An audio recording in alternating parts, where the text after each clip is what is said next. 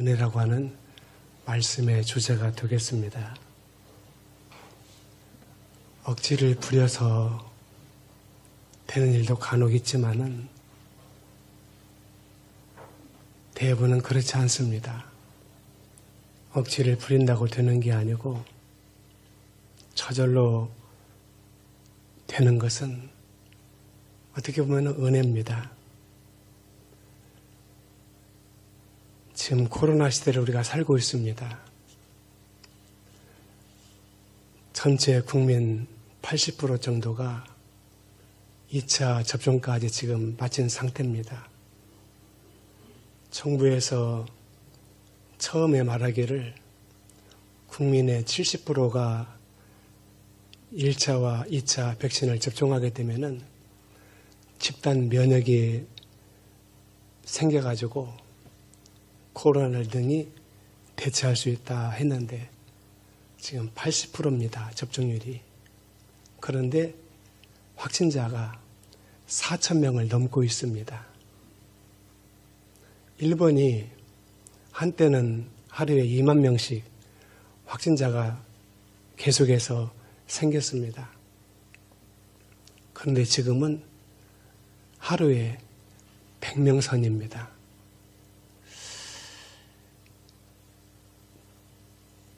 우려할 만한 일이 지금 발생되고 있는데 백신 접종을 2차까지 하고 3차 부스타를 맞았습니다. 그런데 3차 백신 접종까지 하신 분이 2주가 지났는데도 불구하고 코로나에 걸리신 분들이 있습니다. 특별히 우려되는 것은 지금 남아공에서 델타 변이를 넘어서는 아주 무서운 변이가 지금 생겼습니다. 32배의 빠른 확진의 속도가 있는 그런 코로나 변이입니다. 이 남아공에서 지금 발생하고 있는 이 변이 바이러스는 기존의 백신을 능가하고 치료가 안 됩니다. 그래서 미국을 비롯해서 유럽에서는 남아공에서 오는 비행기를 지금 막고 있습니다. 그런데 이건 시간 문제입니다. 오래가지 않아가지고 전 세계에 퍼지게 될 것입니다. 가뜩이나 유독 코로나 1단계로 지금 좀 괜찮겠다 하는데 앞으로 이런 우려가 지금 계속해서 벌어지고 있습니다. 제가 무엇을 말씀드리려고 하냐고 하면은 억지를 부려서가 안 된다 그 말이에요. 저절로 되는 은혜. 이것만이 코로나도 해결되고 우리의 문제도 해결되고 또 국가의 문제도 해결되고 억지를 부린다고 되는 게 아니다. 저절로 되는 은혜. 어떻게 하면 우리가 받을 수 있습니까? 첫째, 포도나무에 붙어 있으면 됩니다. 요한복음 15장 4절. 나는 포도나무다. 내 안에 거하라. 주님은 포도나무이십니다. 저와 여러분들은 포도나무에 붙어있는 가지입니다. 가지가 억지를 부린다고 수고하고 힘쓰고 애쓰고 노력한다고 열매가 열려지는 게 아니에요. 포도나무 가지는 포도나무에 붙어있기만 하면은 저절로 때가 되면은 열매를 맺게 되고 과실을 맺게 된다. 둘째, 말씀에 순종하고 나가면 됩니다. 창세기 12장 4절에 보면은 아브라함이 여호와의 말씀을 쫓아갔다 그랬어요. 이 말씀은 무슨 뜻입니까? 아브라함이 하나님 말씀을 순종하고 하나님의 인도를 받았다 그 말이에요.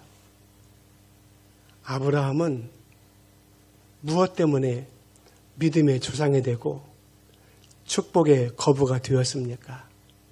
바로 순종입니다.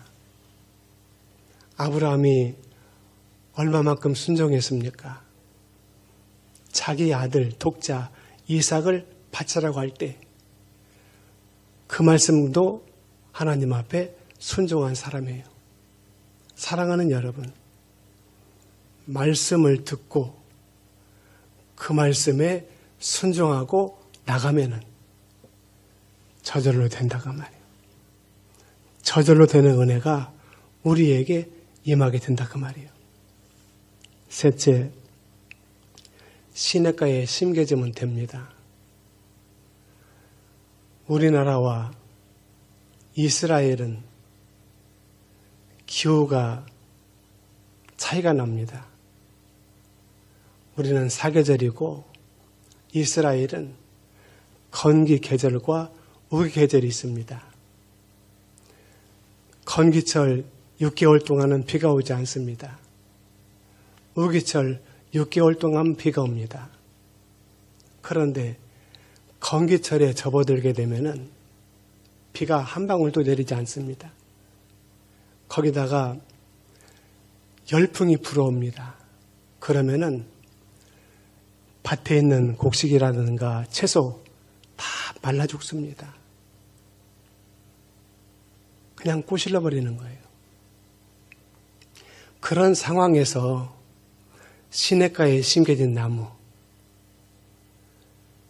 말라 죽지 않습니다. 왜? 그 뿌리를 시냇가에 내려가지고서 물을 흡수하고 살기 때문이죠. 시냇가에 심겨진 나무, 시냇가에 심겨져야 된다 그 말이에요. 시냇가는 무엇을 말합니까? 은혜의 장소, 구원의 장소, 축복의 장소입니다. 자, 은혜의 장소, 구원의 장소, 축복의 장소가 무엇입니까? 바로 교회입니다. 교회를 통해서 은혜를 받게 되고, 교회를 통해서 축복을 받게 되고, 교회를 통해서 하나님의 놀라운 축복을 받게 된다고 말이에요. 우리는 시냇가에 심겨진 나무가 되어야 된다 그 말이에요. 시냇가 외 지역에 심겨지게 되면은 건기철이 되게 되면은 우리는 말라가지고 죽게 된다 그 말이에요. 시냇가에 심겨지기만 하면은 저절로 되는 은혜를 받게 되고 저절로 되는 축복을 받게 될 줄로 믿습니다. 넷째, 기도하고 찬송하면 됩니다. 사도행전 12장 5절에 보면은 바울과 실라가 빌립보에서 복음을 전하다가 붙들렸습니다. 매를 두들겨 맞고 빌립보 깊은 옥에 갇혔습니다. 배가 고프게 되고 매를 많이 맞아가지고 몸이 쓰리고 아픕니다. 빠져나갈 수가 없습니다. 감옥 안에서 어떻게 할 수가 없습니다. 그럴 때 바울과 실라가 무엇을 했습니까? 빌립보 감옥 안에서 밤중쯤 되어 하나님을 찬미하고 찬송하고 하나님 앞에 기도했다 그랬어요. 그때 무슨 일이 벌어졌습니까? 지진이 일어나고 옥토가 움직이게 되고 그들의 발에 쇠사슬을 착고가 풀려지게 되어서 자유의 몸이 되었습니다. 사랑하는 여러분, 우리가 세상을 살아가면서 사슬에 묶일 때가 많습니다. 빠져나오지를 못하고 헤어나오지를 못합니다. 그때 우리가 할 수 있는 일이 무엇입니까? 아무것도 없습니다. 그때 바울과 같이 신라와 같이 하나님 앞에 기도하고 찬송해 보시기를 바랍니다. 그러면은 사슬이 풀어지게 되고 매인 것이 풀어지게 되고 노임을 받게 될 줄로 믿습니다. 다섯째, 믿음으로 나가면 됩니다. 자, 제가 설명을 드렸습니다. 저절로 되는 은혜를 받기 위해서는 어떻게 해야 되냐? 어려운 것 없습니다. 포도나무에 붙어 있으면 된다. 저절로 되는 은혜를 받기 위해서는 어떻게 하면 되냐? 말씀을 순종하고 나가면 된다. 저절로 되는 은혜와 축복을 받기 위해서는 어떻게 하면 되냐? 시냇가에 심겨지면 된다. 저절로 되는 은혜와 축복을 받기 위해서는 어떻게 하면 되냐? 기도하고 찬송하면 된다. 마지막, 저절로 되는 은혜와 축복을 받기 위해서는 어떻게 하면 되냐? 믿음으로 나가면 된다 그 말이에요. 내가 한다고 수고하고 애쓰고 노력하고 밤잠 안 자고 이리 뛰고 저리 뛴다고 되는 게 아닙니다. 억지를 부려서 되는 것 같으면은 세상에 안 될 것이 무엇이겠습니까? 저절로 되는 은혜를 받아야 된다고 말이에요. 저절로 되는 축복을 받아야 된다고 말이에요. 그러기 위해서는 믿음으로 나가야 된다고 말이에요. 이스라엘 백성들이 가나안에 들어가기 위해서 딱 섰습니다. 어디 앞에? 여리고성 앞에. 여리고성만 없으면은 목전에 가나안입니다. 그런데 가나안에 들어가는 길목에 거대한 철옹소가 같은 여리고성이 딱 버티고 있습니다.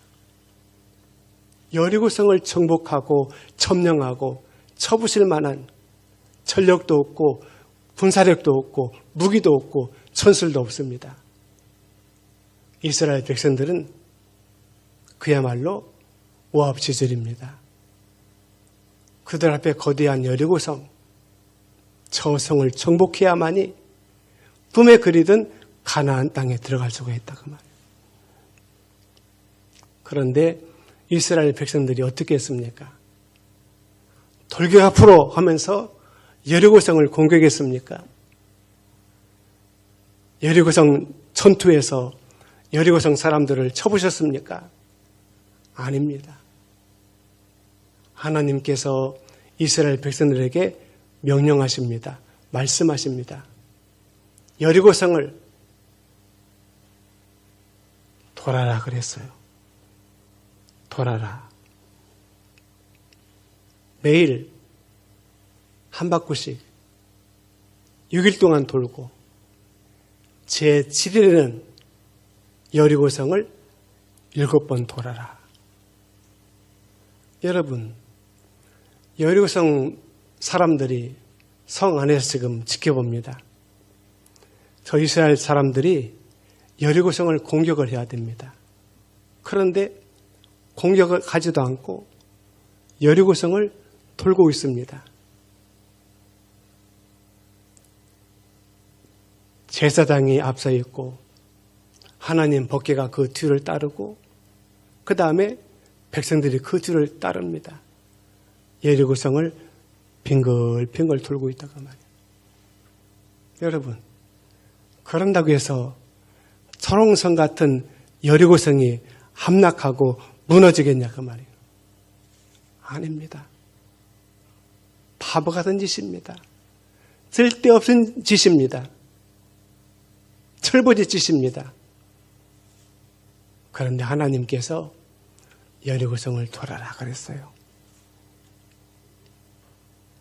마지막 7바퀴를 돌고 나팔을 불고 큰 소리로 외칩니다. 여호와께서 이 성을 우리에게 주셨다 그랬어요. 그럴 때 여리고성이 무너지게 됩니다. 사랑하는 여러분, 우리 앞에 거대한 코로나가 있습니다. 이거 해결할 수 없습니다. 델타 변이에 맞춰가지고 백신을 만들고 그랬는데 남아공에서 새로운 변이가 생겨가지고 기존의 백신 갖고는 이건 해결이 안 됩니다. 거대한 여리고성과 같은 코로나, 창벽이라고 하는 이것을 인간들이 억지를 부려가지고 백신을 개발하고 그 방역 수칙을 또 강화하고 다 했습니다. 그런다고 되는 것입니까? 해봐도 안 되잖아요. 지금 4,000명대가 이게 지금 조금 가면은 10,000명대, 조금 가면은 일본처럼 20,000명대 계속해서 갈 수 있습니다, 이게. 지금 정부에서는 고민에 빠져 있어요. 딜레이에 빠져 있어요. 그렇다고 옛날처럼 조여가지고서 꼼짝을 못하게 하면은 국민들이 반발하게 되고 내년 대선은 또 치를 수 없고 그렇다고 또 풀어놓자니 또 나라가 엉망돼 버리고 지금 딜레마에 빠져 있어요. 해결할 수 없습니다. 마치 거대한 코로나의 여리고성처럼 우리의 길목을 딱 가로막고 있다. 그런데 이스라엘 백성들은 어떻게 했습니까? 여리고성을 돌았다가 말이에요. 돌았는데 중요한 것은 무엇이냐? 제사장들을 앞세우고 하나님의 법궤를 앞세우고 그 뒤를 따라서 이스라엘 백성들이 돌았다가 말이에요. 우리의 삶의 현장에서 거대하게 우리 앞을 가로막고 있는 여리고성이 있습니다. 당황하지 마시고 두려워하지 마시고 무서워하지 마시고 우리의 대장 예수님을 앞세우고 말씀을 앞세우고 십자가를 앞세우고 보혈을 앞세워서 믿음으로 나가십시오. 그러면은 거대한 여리고성이 무너집니다. 홍해가 갈라질 줄로 믿습니다. 막힌 문제가 뚫어지고 풀려지고 해결될 줄로 믿습니다. 너희는 가만히 있어. 우리 같이 찬양을 부르시겠습니다.